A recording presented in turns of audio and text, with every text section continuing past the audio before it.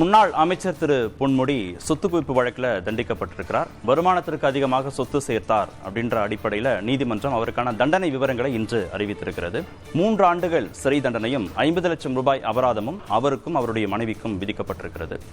அடுத்ததாக பொன்முடிக்கு முன்பாக இருக்கக்கூடிய வாய்ப்புகள் என்னென்ன அப்படிங்கிற குறித்த இன்றைய பெருஞ்செய்தியில் பேச இருக்கிறோம். மூத்த பத்திரிகையாளர் திரு முகமது இம்ரானுல்லா பங்கேற்றிருக்கிறார். சார் வணக்கம்.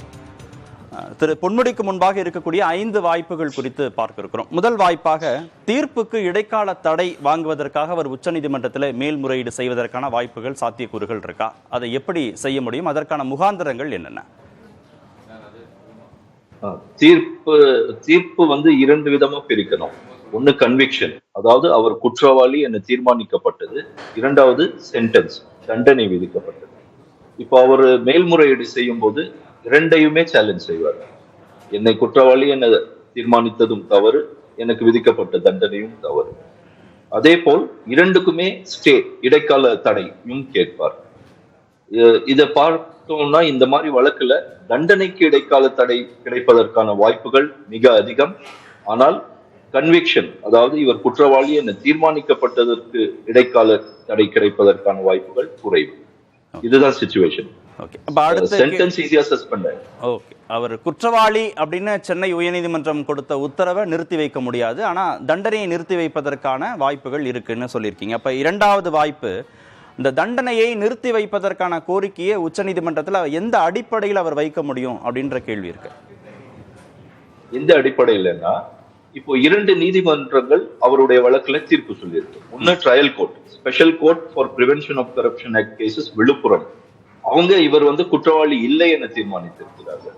அதே டிபிஎஸ்சி மேல்முறையீடு செய்யும் போது உயர் நீதிமன்றம் இவர் குற்றவாளி என சொல்லியிருக்கிறது. 2 நீதிமன்றங்கள் ஒரே வழக்கில் வெவ்வேறு தீர்ப்புகள் கொடுக்கப்பட்டுள்ளதால் இதுல உச்ச நீதிமன்றம் தான் 3வதாக. நமது வந்து 3 டியர் சிஸ்டம், ஒரு கோர்ட்டுக்கு அப்புறம் ஒரு கோர்ட் அப்பீல் இருக்கு.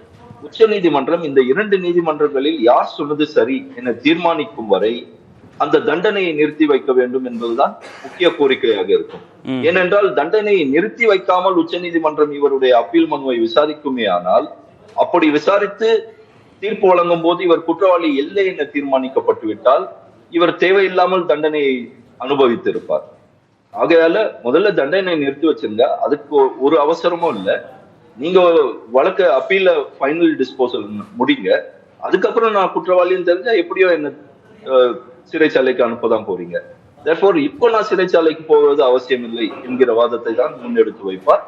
அது பெரும்பாலும் ஏற்றுக்கொள்ளப்படும். ஓகே, இப்ப நீண்ட நாள் நீதிமன்ற செய்திகளை சேகரித்த அனுபவம் மிக்கவர் அப்படின்ற அடிப்படையில ட்ரையல் கோர்ட்ல ஒரு விதமான தீர்ப்பும் மேல்முறையீடு செய்யக்கூடிய உயர்நீதிமன்றத்தில் ஒரு விதமான உத்தரவும் வரும் பட்சத்துல உச்சநீதிமன்றம் இந்த மாதிரியான வழக்குகள்ல எந்த நீதிமன்றத்தின் உத்தரவுல அதிக பிடிமானத்தோடு இருப்பாங்க?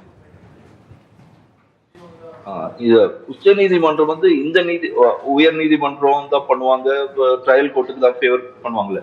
அந்த வழக்கு அது ரீஅப்ரிசியேஷன் ஆஃப் எவிடன்ஸ், அந்த எவிடன்ஸை எந்த நீதிமன்றம் சரியா அப்ரிஷியேட் பண்ணிருக்கு அப்படிங்கறதான் உச்ச நீதிமன்றம் தீர்மானிக்கும். இது வந்து ஒரு சாதாரண வழக்கா நம்ம எடுத்து வைப்போமே, இது வந்து அமைச்சர் இல்ல, எம்எல்ஏ இல்ல, லெஜிஸ்லேட்டர், யாரோ ஒரு சாதாரண நபர் மீது ஒரு சாதாரண வழக்கு, அதில் 3 ஆண்டு கால தண்டனை அப்படின்னா இமீடியட்டா அப்பீல் போன உடனே சென்டென்ஸை சஸ்பெண்ட் பண்ணிடுவாங்க. கன்விக்ஷனை சஸ்பெண்ட் பண்றது, கன்விக்ஷனுக்கு ஸ்டே கொடுக்கறதுங்கிறது ரொம்ப ரேர், அது செய்யவே மாட்டாங்க. இப்போ இந்த வழக்குல கன்விக்ஷனுக்கு எனக்கு ஸ்டே கொடுங்கன்னு அமைச்சர் ஏன் கேட்பாருன்னு கேட்டீங்கன்னா, அந்த கன்விக்ஷன் ஸ்டே ஆகலன்னா இவர் அமைச்சரா இல்ல எம்எல்ஏவாவே இருக்க முடியாது.